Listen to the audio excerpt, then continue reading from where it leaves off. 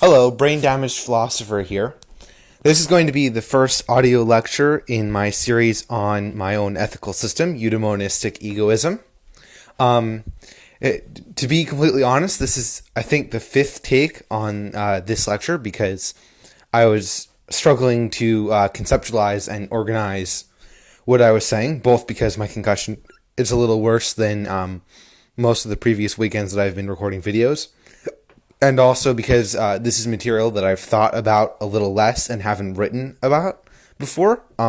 Most of the other stuff in my epistemology I had at least discussed with Philosophy Club and wrestled with a little bit on paper, and so I felt more comfortable with. But I think this time around it'll go pretty well. So this section is sort of in between. It's sort of in a strange limbo spot because it's actually going to be about metaethics, and as such, whatever I'm going to say here is going to set expectations for what I'm going to be doing in my ethical series. But it's not going to be particularly important to the actual logic of the system itself. Essentially, what I'm going to try to do in this lecture is explain to you what to expect to get out of my ethical system, because many ethical systems make much grander claims than mine does, and some actually make far less grand claims. And so someone going into my ethical system could easily be, either disappointed that I didn't make, as grand a claim as many religious ethical systems do, or, find themselves surprised that I'm, claiming something that they thought wasn't really claimable. So, in light of that, I think, my metaethics is fairly simple. I'm just going to cover really two things here that are pretty tightly intertwined. And the first is what I think the purpose of an ethical system is, and the best strategy to achieve that purpose, and then my definitions of various moral terminology, including value, right, and wrong. So to begin, I think the goal. So like an easy way to phrase, at least individually, the goal of an ethical system is to say that the goal of ethics is to guide action. But I think we need to be a little more specific than that, because I don't think it's possible to expect an ethical system to guide everyone's action, because some people are not reasonable, and by reasonable I mean willing to actually engage with arguments, analyze to see if they're correct, check facts, and change their minds if those facts, if they're proven wrong, as well as willing to attempt to act towards their desires in a more efficient way, even if they didn't come up with that way or whatever. So an ethical system, I don't think an ethical system can actually hope to lay a claim on the actions of those who are unreasonable, because an unreasonable person can simply just choose to ignore the arguments, or even if they hear the arguments, not to engage with them in a way that might convince them that they're true. This is sort of the intellectual equivalent of just stopping your ears and going la la la, right? And people do this about all kinds of things that don't have to do with ethics or philosophy at all. On many factual matters, you see this very often in politics. You can often see this in just day-to-day life when you're telling someone, no, you need to, do something else, and they're just, they're not willing to listen, right? And so I think there's a fundamental stubbornness to a lot to humans in general that means that unless you're talking about some kind of mind control system, you're not going to be able to motivate people who just aren't willing to listen to you. You can maybe take a route that might encourage them to listen to you, might encourage them to be reasonable, but you can't motivate unreasonable people. So I think the first revision to that original definition of ethics is that the goal of ethics should be to motivate action on the part of all reasonable people. But then there should be another layer to that as well, because an ethical system doesn't just want to motivate one action, or a couple actions, or maybe an hour of acting on the part of all reasonable people.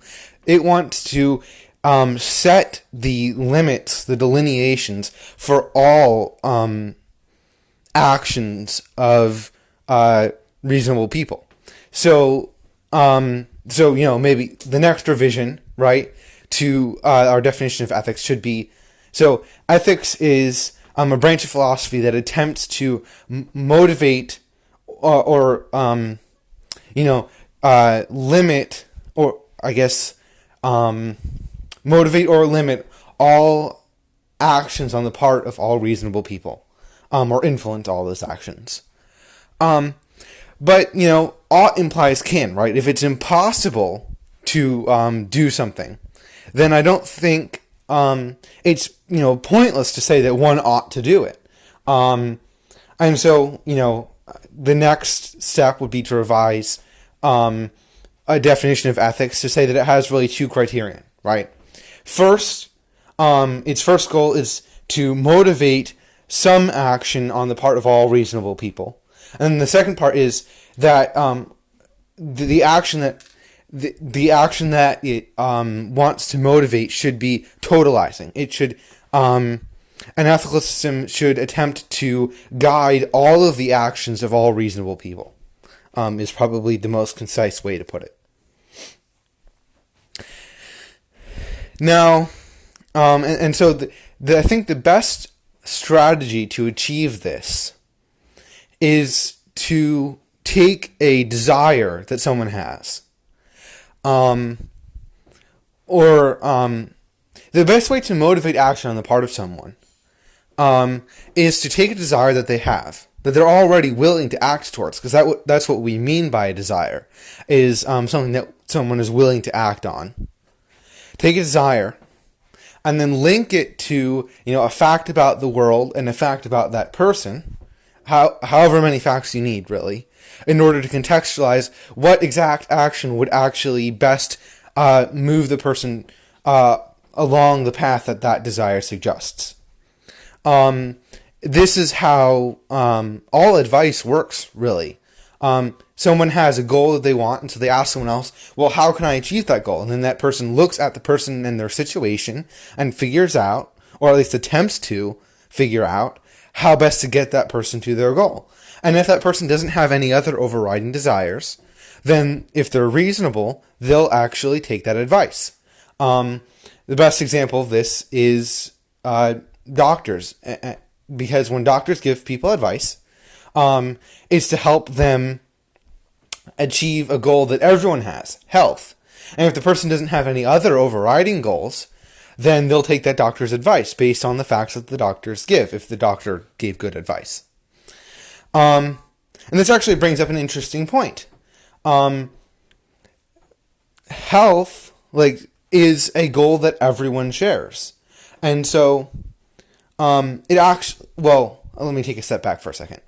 And so, the best way to motivate action on the part of a reasonable person is to take a desire they have, and link it with facts. So if one wants to motivate action on the part of all reasonable people, then one must take facts that are common to all those reasonable people, and a desire that is common to all people, and then present them in such a way that anyone who's reasonable who comes across that advice will find themselves wanting, voluntarily wanting to follow your advice. And the reason I brought up doctors just a second ago is because health is pretty similar to this.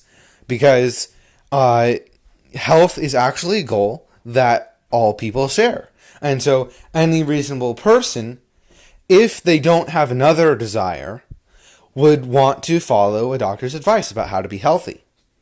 But the reason that, doctor's advice actually isn't ethics is because ethics needs to be totalizing. It doesn't just need to motivate action for all reasonable people. but it needs to do so all of the time. And that means that an ethical system needs to tap into a desire that's not just universal to all people, but also is actually overriding, is a desire that is never eclipsed by any other desire, because if it was, then the person would only be acting in terms of the ethics most of the time, and that wouldn't really serve the purpose of ethics, which is to guide all action of all reasonable people. And that's why health isn't ethics. It's because health is a desire, and often a strong desire, but it's one that can be overridden. And so I think the ultimate general template for an ethics that can satisfy these this requirement is an ethics that essentially takes this form. If you desire X, then you must do Y. You desire X, therefore you must do Y. In the first premise, it's a fact about the person in the world. In the second premise, in order to make that true for any reader, it needs to be desired that all people share, and that is overriding, so there's no situation in which it can be subsumed by some other desire. And then, if those two things hold, then you have your conclusion, that the person must do Y, where Y is the principle of your ethical system. And so this is actually how we come to a definition of right and wrong. Because right and wrong are the two words that any system must be able to use in order to call itself an ethical or moral system. And the word right means, for something to be right, it's something that, if possible, whenever possible, should be pursued under any circumstance. And something that is wrong is something that, under no circumstance, should be pursued. And so, to rephrase this using these words, an ethical system, if it has a desire that is completely overriding, as it should, then it can lay claim to right and wrong, because it can lay claim to some actions that the person would never want to do, and some actions that the person would always want to do where possible, because it moves them towards that overriding goal. Whereas, health actually can't lay claim to being an ethical system, because some times other desires might override one's desire for health, and suddenly, voila, you arrive at a situation where there's an exception, and so health can't actually lay claim to the words right and wrong. But health can lay claim to being a value, because a value is just the object of a desire. It's the object of someone's desire to move towards it at some point or another. And something is more valued, the more actions one would forego in order to choose that thing. So we would say that a $100 bill is more valuable than a $1 bill, because if given the choice, one would grab the $1 bill. And even if one could have both, one would choose to grab the $100 bill first. Probably. Yeah. So, and the reason that this approach is superior is because attempting to, let's say, prove that all rational, as opposed to reasonable, beings must do something in a sort of Kantian way, if it wouldn't necessarily motivate all reasonable people, especially not in all situations, because a reasonable person could say, oh, well, that might be purely and ultimately rational, but and they might even agree, they might be totally willing to engage with that argument. But reasonableness is about engaging honestly with the facts and arguments in order to achieve a desire, and engaging with oneself honestly in order to figure out what one actually desires. And so one might find that they don't desire to be purely rational. And so something that proves that, to be purely rational one must do X or Y, can't actually fully lay claim to the bindingness of a full ethical system. That's why Kant, actually, in the groundwork of the metaphysics of morals, spends a fair amount of time trying to establish why he thinks that everyone should want to be purely rational. Because he's actually doing the same thing. And so I think for something to be an ethical system, it has to at least attempt to satisfy the criteria. I mean, there are sort of a few exceptions. John Stuart Mill's utilitarianism, for instance, he provides ideas of what kind of proof utilitarianism might be susceptible to, but he doesn't attempt to actually motivate utilitarianism on the basis of anyone's desires, or even facts about the world. He gives, a wink and a nod and a suggestive eyebrow wiggle, that, maybe you should be utilitarian, but but at least he's sort of attempting to guide, all actions, for all reasonable people. He just, I think, misunderstands what it would actually take to motivate a reasonable person. And, on the flip side, in a sense, a system that focused purely on some kind of modal proof that all purely rational actors must do something. It might still be called an ethical system because it's at least attempting. It's confusing reasonable and rational, which is fairly easy to do. And so they expect that all people that are being reasonable will also want to be purely rational, and so, will follow that proof. And so it can still be called an ethical system because it's attempting to satisfy the criteria. It's just confused.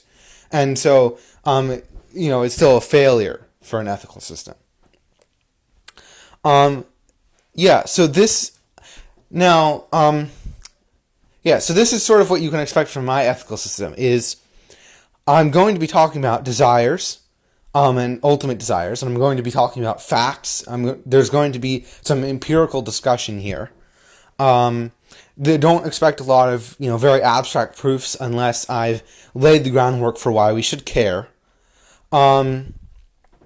So this will be almost a very empirical ethical system. It will care a lot about what people in the world is actually like, which makes sense if you've listened to my epistemology lectures. And I think one final note is it's difficult to put a label on exactly what this means for the actual metaethical standpoint that I'm holding. It might be called moral realism because what is moral does depend on real facts about the world. But moral realism, I'm uncomfortable with that label because moral realism often seems to mean that the moral or valuable properties of an object are to be found within the object, much like an object's density or color should be found there. And I really don't think that. The value of an object, for me, comes from the interaction between a person's desire and the object. And the same thing for an action. A moral realist might say that the physical inaction of an action is where the moral value, the rightness or wrongness, is to be found. Whereas for me, the rightness or wrongness of an action is not to be found in the action itself, but in what the action does in relation to someone's desire. So, on the flip side, I'm not comfortable, even though everything depends on a person's desire, calling myself a moral subjectivist, because a subjectivist believes that everything about morals is dependent on opinion. And that's simply not true for me. For my system, to be an ethical system, it actually has to be based on facts about the world that are not up for opinion, and to be based on desires that everyone has, that it's not up to opinion, it's not up to them to say whether they have that desire or not.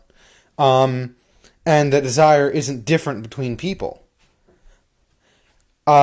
you know, but on the other hand, maybe this should be called relativism, because although it's not relative to each person, it's relative to species. Because if the facts about the person change, then you know what their desire actually entails changes, and suddenly you've got a completely different looking ethical system, even though it might have the same overall metaethical structure.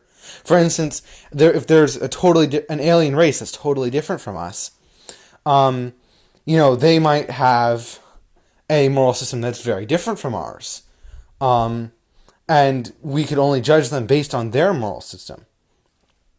On the same point, though, I'm not really comfortable with the label moral relativist, because although you have to judge a creature on the basis of its own moral system, if it's a moral actor capable of actually enacting a moral principle and holding it in their minds, which most animals, except humans, can't do. It does not. That does not imply that we cannot act on the basis of our moral system towards another moral agent that isn't operating on our moral system, because our moral, for instance, our moral system might motivate us to self-defense, and that's irrespective of whether our moral system condemns the thing that is causing us to have to defend ourselves, or whether that thing's moral system condemns it for causing us to have to defend ourselves. And it might just so happen that there's the moral system that we come up with that satisfies this criteria for human. If it applies to humans, if a human attacks another human, it can motivate the one to defend themselves, and it can cause a moral judgment for the other to motivate them to not, that should motivate them to not attack, and allows itself and others to judge it for, or them and themselves and others to judge them. But that doesn't necessarily have to be the case. In the case of this alien race attacking us, maybe their moral system means that for them they cannot be judged immoral, but that doesn't. But we could still defend ourselves and judge ourselves moral for doing so, which is not something that's really compatible, as far as I can tell, with any kind of moral relativism. Especially since the moral relativism is often not linked to anything solid and objective like species. So, it's difficult. I think maybe moral empiricist or moral objectivist might fit the closest, but it's difficult to say, and I'm not particularly worried about it. So I think that sets the stage fairly well for what you should expect from my ethical system going forward.